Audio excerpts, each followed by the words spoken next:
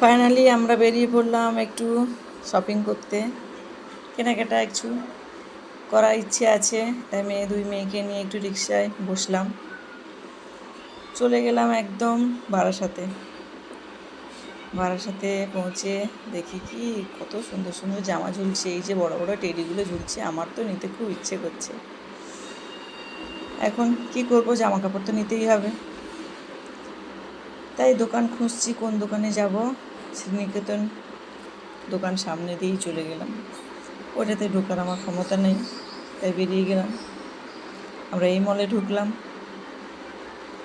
এই যে চলে এলাম ওর বাবার সাথে দেখা। মলে ঢুকলাম, কত সুন্দর সুন্দর জামাগুলো ঝুলছে দেখে আমার তো কি আনন্দ লাগছে।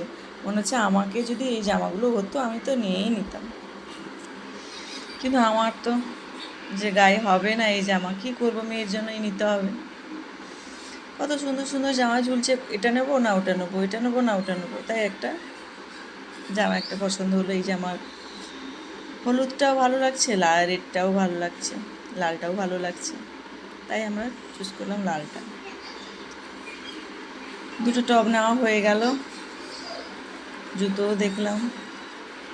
আর মেয়েকে তো আটকানোই যাচ্ছে না, মেয়ে শুধু দৌড়াতেই আছে মলের ভিতর। এই যে এখন ওর স্কুল ব্যাগ নেওয়ার বায়না, স্কুল ব্যাগ নেবে আর ট্রলি নেবে। কোথায় যাবে না স্কুলে যাবে, এইটা নেওয়ার জন্য খুব বায়না। বাচ্চা মানুষ তো কিছুই বোঝে না, যেটা দেখে সেটাই নেবে। খুব খুশি হয়েছে, ব্যাগটা কাঁধে ঝুলিয়ে দেওয়া হয়েছে। ব্যাগটার দাম হচ্ছে 2000 টাকা, তাই রেখে দিলাম ব্যাগটা। ওর ট্রলিটা নেবে।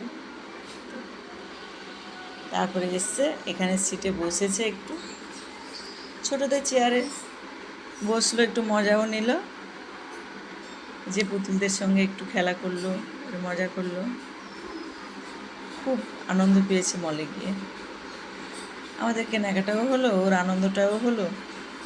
ওর এই জামাটা খুব পছন্দ, এই জামাটা বলছে মাম্মি এই জামাটা আমার চাই। ও এখন অনেক কিছুই শিখে গেছে, বলতে পারে এখন এইটা নেবো ওইটা নেবো। তাই ওখানে একটু মজা করলাম। মজা করার পর ওখান থেকে চলে গেলাম একটু খাওয়া দাওয়া। এসছি একটু কেনাকাটা করতে, তো খাওয়া দাওয়া করবো না, তাই চলে গেলাম ক্যাফেতে একটু খাওয়া দাওয়া করলাম, একটু মজা করলাম গিটার বাজিয়ে। মেয়েও একটু মজা করলো, গিটার বাজাচ্ছে। এই যে পারু না পারু চেষ্টা তো করছে, আমি তো পারি না, তাও আমিও বাজানোর চেষ্টা করেছিলাম। এই